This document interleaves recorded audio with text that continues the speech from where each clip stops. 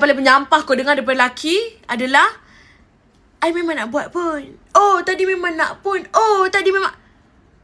Kenapa nak? Buatlah terus. Sama je macam Danish. Sama je. Kau tahu tak dia? Aku suruh dia pergi buang sampah. Lepas tu dia kata lupa. Kenapa nak kata lupa? Kau teruslah buatlah terus. Kenapa ada nak lupa-lupa? Tadi memang nak buat pun. Lah, tadi nak buat. Tak nak buat terus. Tak nak. Dah lah sekarang musim hujan. Lagi satu hal. Aku suruh dia pergi angkat jemuran.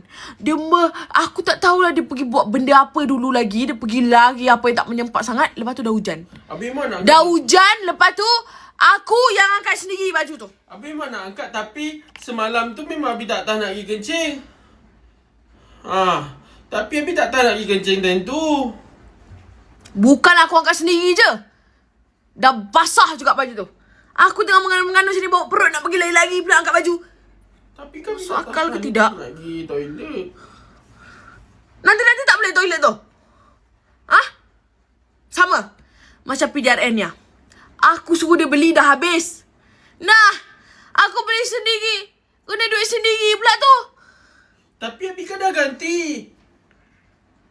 Abi dah ganti kan. Semua benda Abi dah ganti kan. Kalau awak beli, perlu ke ganti-ganti ni? Tak payah ganti-ganti dah. Kalau awak belikan terus, tak payah saya nak beli dulu. Okey, lepas ni apa-apa yang semua biar Abi buat. Abi buat semua. Kerja apa semua saya suruh biar Abi buat. Nanti barang-barang tu biar Abi beli. Settle? Dia pula marah. Aku yang kena marah, dia pula marah.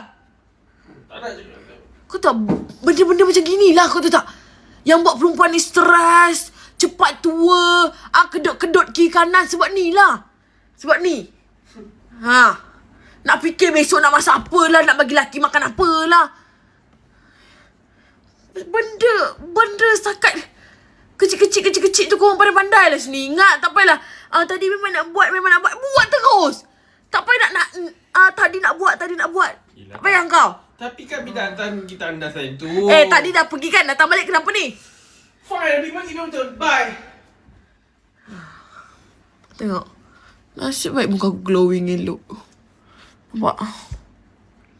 Datang lagi.